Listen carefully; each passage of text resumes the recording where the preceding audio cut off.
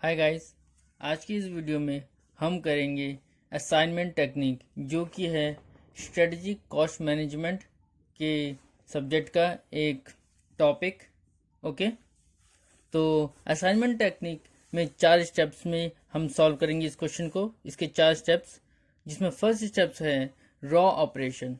Okay, पहले step में हम रॉ ऑपरेशन करते हैं, फिर दूसरे स्टेप में कॉलम ऑपरेशन, और तीसरे में ऑप्टिमैलिटी, और अगर ऑप्टिमैलिटी अचीव ना हो तो इम्प्रूवमेंट्स। ओके, इससे पहले कि हम क्वेश्चन चालू करें, एक बात जो आपको याद रखनी है वो ये कि असाइनमेंट हमेशा मिनिमाइजेशन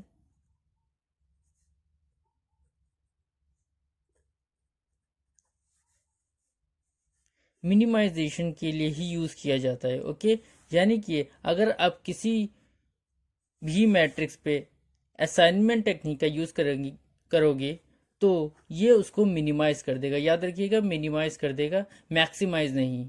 तो असाइनमेंट टेक्निक मिनिमाइज के लिए यूज़ होता है। अब हम इस क्वेश्चन में आते हैं, इस क्वेश्चन को कैसे सॉल्व करते हैं। तो अब हम इस क्वेश्चन में असाइनमेंट टेक्निक यूज़ करना चाहते हैं। तो क्वेश्चन कहता है profit given from machine from doing jobs. तो मशीन्स की प्रॉफिट दे रखी है कि मशीन जॉब करने पर ये सारे प्रॉफिट्स दे रहा है। ठीक है, मशीन 1 इस तरह के प्रॉफिट्स दे रहा है, मशीन 2 इस तरह के प्रॉफिट्स दे रहा है, मशीन 3 इस तरह के प्रॉफिट, मशीन 4 इस तरह के प्रॉफिट। उसके बाद हमें फाइंड आउट करना है optimal situation where profit is maximum. ध्यान में रखिए, मैंने क्या कहा, असाइनमेंट मिनिमाइज करता है और यहाँ पर क्वेश्चन में पूछ रहा है कि मैक्सिमम। तो ये कैसे करें? तो इसके लिए सबसे पहले आपको एक चीज करना पड़ेगा, और वो है इस प्रॉफिट मैट्रिक्स को, क्योंकि ये प्रॉफिट मैट्रिक्स है, इसको लॉस मैट्रिक्स बनाना पड़ेगा। एक बार अगर आपने लॉस मैट्रिक्स बना दिया तो लॉस को तो मिनिमाइज कर सकता है ना। और अगर लॉस को मिनिमाइज कर दिया इसने, तो इसका मतलब क्या हुआ कि अगर लॉस कम तो यानी प्रॉफिट बढ़ गया। तो सिंपल सी बात है, हम इसे लॉस में कन्वर्ट कर देंगे। इस क्वेश्चन में प्रॉफिट दे रखा है, इसलिए हमें इसे लॉस मैट्रिक्स में कन्वर्ट करना पड़ रहा है। अगर आपका क्वेश्चन ही लॉस मैट्रिक्स का होता तो हमें कुछ नहीं करना पड़ता। याद रखिए, अगर यहाँ पर प्रॉफिट की जगह कॉस्ट दे रखा होता तो हमें कुछ नहीं करना पड़ता, हम सीधा इस पर असाइनमेंट लगा लेते, कुछ नहीं करते। लेकिन इस क्वेश्चन में एक एक्स्ट्रा स्टेप हमें करना होगा, और वो है find out loss matrix. Okay, तो लॉस मैट्रिक्स कैसे फाइंड आउट करें? बहुत ईजी तरीका है।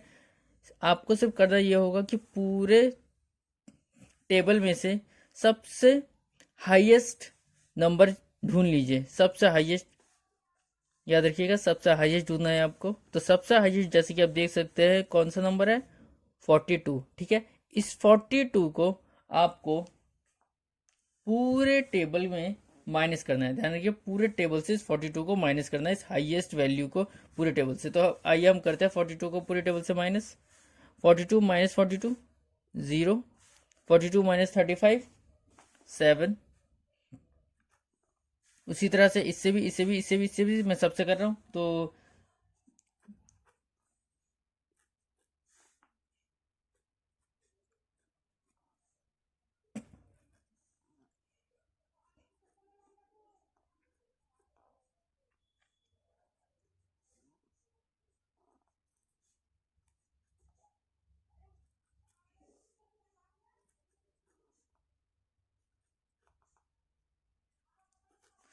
तो ये देखा आपने, मैंने 42 को पूरे टेबल के साथ माइनस कर दिया। ठीक है, याद रखिएगा 42 को पूरे टेबल से माइनस करना है। ये आ गया आपका लॉस मैट्रिक्स। ओके, अब इस पे आप असाइनमेंट लगा सकते हैं। तो अब हम इस पे पहला असाइनमेंट लगाते हैं, और पहला असाइनमेंट का स्टेप क्या है, रॉ ऑपरेशन। ओके, तो रॉ ऑपरेशन करते हैं। रॉ ऑपरेशन का मतलब, और रॉ इसमें कौन सी है, रॉ इसमें ये है। ठीक है, रॉ इसमें ये है। तो इस रॉ ऑपरेशन में हमें करना बस इतना होता है कि हमें सबसे छोटी वैल्यू, इस रॉ में से सबसे छोटी वैल्यू को हमें ढूंढना होता है, और ढूंढने के बाद हमें उसमें से उसे सब्ट्रैक्ट करना होता है। ठीक है, सबसे छोटी वैल्यू ढूंढे और पूरे रो को उसके साथ उसमें से माइनस कर दे। तो ठीक है, हम करते हैं जीरो। जीरो में से, तो जीरो में से इस पूरे में सबसे छोटी वैल्यू कौन सी है, जीरो। तो जीरो, तो फिर तो पूरी रॉ सेम ही रहेगी। यहाँ पर सबसे छोटी वैल्यू कौन सी है, 12। तो 12 माइनस करते हैं, यहाँ पर होगा 5। यहाँ पर होगा 10 और यहाँ पर होगा 15। उसी तरह से इसमें सबसे छोटी वैल्यू 12 ही है, 0, 5, 10, 15। इन सब में पूरी सबसे छोटी वैल्यू कौन सी है, 18, तो 0, 4, 8, 12। ठीक है, रॉ ऑपरेशन हमने कर लिया। अब बचा क्या है, कॉलम ऑपरेशन। तो कॉलम ऑपरेशन बिल्कुल वही करना है, बस फर्क सिर्फ इतना है कि वही काम आप कॉलम में करना है। तो कॉलम में भी वही करेंगे, सबसे छोटी वैल्यू निकाल के उस पूरे कॉलम में से माइनस, सबसे छोटी पूरे में से माइनस, सबसे छोटी पूरे में से माइनस। तो ठीक है, जीरो में इसमें तो जीरो ही रहेगा, 0, 0, 0, 0। इसमें सबसे छोटी कौन सी है, 4, तो 4 को पूरे टेबल से माइनस कर देते हैं। 3, ये रहा 3, 1, 1, 0। ठीक है,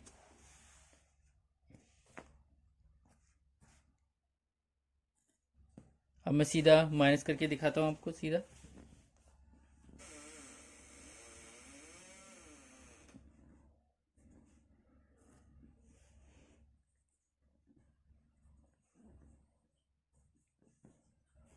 तो इसी के साथ हमने कॉलम में भी ऑपरेशन कर दिया। इसमें से सबसे छोटी वैल्यू 12 निकाली और सब में से माइनस कर दी। तो ये इस तरह से आपका रिजल्ट आ गया ये। ठीक है, अब हमने रॉ और कॉलम दोनों का लिया है। अब बचा है ऑप्टिमैलिटी। ऑप्टिमैलिटी कैसे चेक करें, ऑप्टिमैलिटी चेक करने के लिए हमें पहले जीरो को काटना होता है। ठीक है, हम जीरो को काटेंगे। लेट्स से ये याद रखना जीरो को काटने का इम्पोर्टेंट बात कि जीरो हम वो वाले जीरो, सबसे पहले हम वो वाले जीरो सेलेक्ट करेंगे जिससे कि मिनिमम जीरो कटे। ठीक है, लेकिन प्रॉब्लम ये है कि यहाँ पर ऐसा कोई जीरो ही नहीं है जिससे कि एक ही जीरो कटे और बाकी जीरो ना कटे। अगर हम ये सिलेक्ट कर लेते हैं, अगर हम ये वाला सिलेक्ट कर लेते हैं तो भी हम सारे जीरो काटने पड़ेंगे, और अगर हम यहाँ पर भी सिलेक्ट कर लेते हैं तो भी हमें सारे जीरो काटने पड़ेंगे। चाहे ये करे ये करे ये करे, सारे जीरो ही कटेंगे, ये करे ये करे, सारे जीरो ही कटेंगे। तो मैंने ये कर लिया और ये कर लिया। ठीक है, आपकी मर्जी जो भी करे। तो एक बार जीरो सेलेक्ट करने के बाद बाकी के जीरोस को आपको काटना होगा।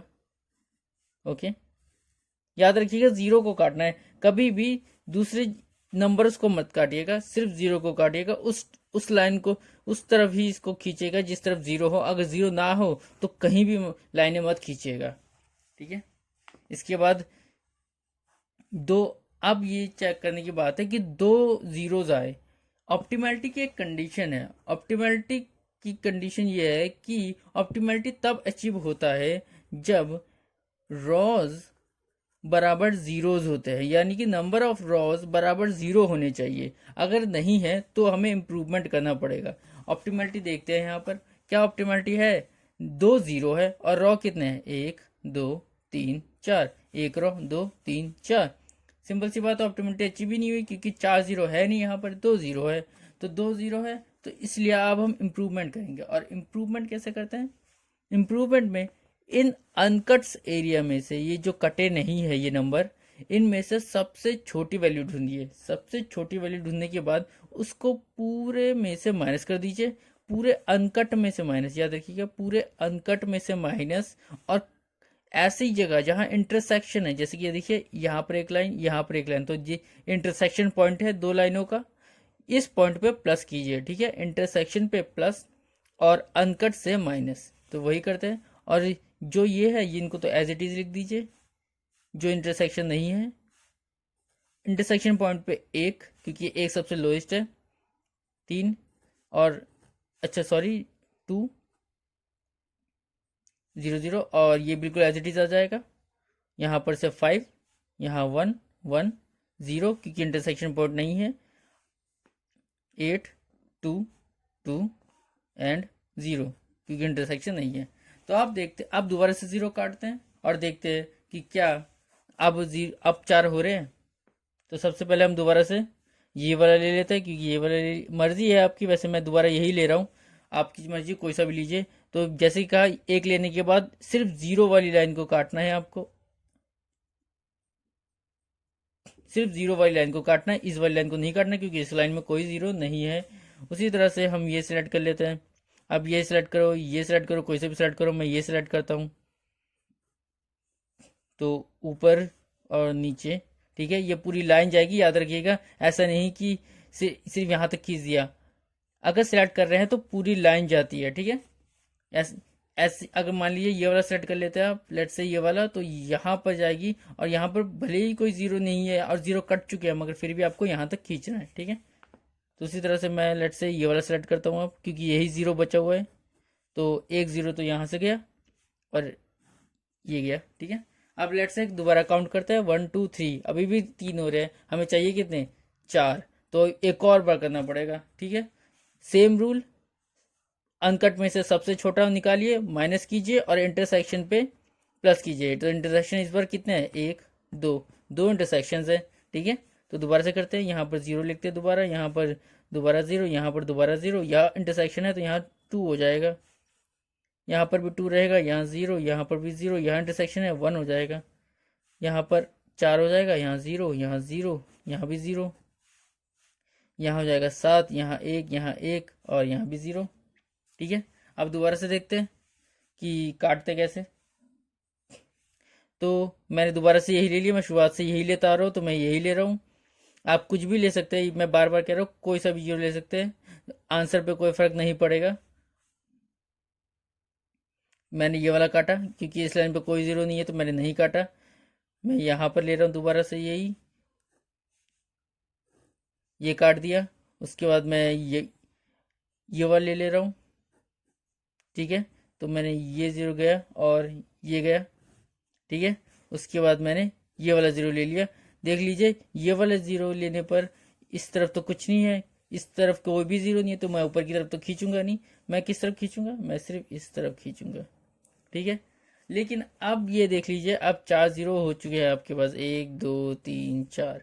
तो यानी कि अब ये क्या सोल्यूशन है, ये है ऑप्टिमल सोल्यूशन, ठीक है। अब इम्प्रूवमेंट की कोई ज़रूरत नहीं है। अब इसको देखते हुए आपको यहाँ पर ध्यान रखना, इस इधर से ही आपको प्रॉफिट निकालना है। तो याद रखिए, पहला जीरो कहाँ पर है, पहला जीरो है यहाँ पर। तो इसको देखते हुए आपको टेबल देखना है और टेबल में देखना है कि इस जीरो के पोजीशन पे कौन सा प्रॉफिट रखा हुआ है। 42, 42 कहाँ पर रखा हुआ है, यानी कि मशीन 1 की लाइन पे 42 है। यानी कि मशीन 1 को अगर मैं जॉब 1 दूँ तो प्रॉफिट देगा मुझे 42, ठीक है। तो याद रखिए, इस तरह से हम जॉब देंगे। मशीन 1 को जॉब 1 दिया तो प्रॉफिट दिया इसने मुझे 42। उसी तरह से यहाँ पर देख लीजिए, दूसरे नंबर पे है, तो यानी कि ये वाला 25। यानी कि अगर मशीन 2 को जॉब 2 दिया तो देगा मुझे कितना, ये 25 प्रॉफिट। मशीन 2 को मैंने जॉब 2 दिया तो उसने दिया मुझे 25 का प्रॉफिट। उसी तरह से ये वाला ज़ीरो देखिए, और इसके ज़ीरो, इसके कॉरस्पॉन्डेंस में ये नंबर है। तो यानी कि ये तीसरे मशीन 3 को अगर मैंने तीसरा जॉब दिया तो वो मुझे देगा 20 का प्रॉफिट।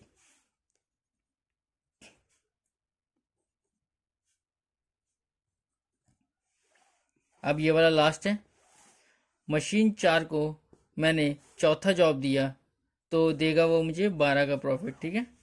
मशीन 4 को अगर मैंने चौथे का प्रॉफिट, मशीन 4 को अगर मैं चौथा जॉब दिया तो 12 का प्रॉफिट। अब इसका टोटल करें तो वैल्यू आती है 99, ओके। तो ये है हमारा ऑप्टिमल प्रॉफिट, यानी कि मैक्सिमम प्रॉफिट, मैक्स प्रॉफिट।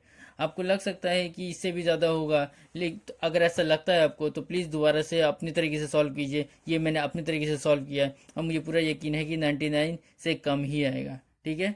तो यही है ऑप्टिमल सोल्यूशन, जहाँ पर ये आपके 4 जीरो, और इस तरह से हम असाइनमेंट का क्वेश्चन कर सकते हैं, ठीक है। लॉस मैट्रिक्स का यूज़ हम सिर्फ एक ही बार करेंगे, याद रखिएगा। इस टेबल का यूज़ लॉस मैट्रिक्स को देखने के लिए मत कीजिएगा, क्योंकि हमें प्रॉफिट मैक्सिमाइज करना है, लॉस को मिनिमाइज नहीं। तो इसलिए इस पॉइंट को प्रॉफिट मैट्रिक्स में लगाइएगा, ठीक है। तो इसी के साथ हमारा असाइनमेंट खत्म हुआ यहाँ।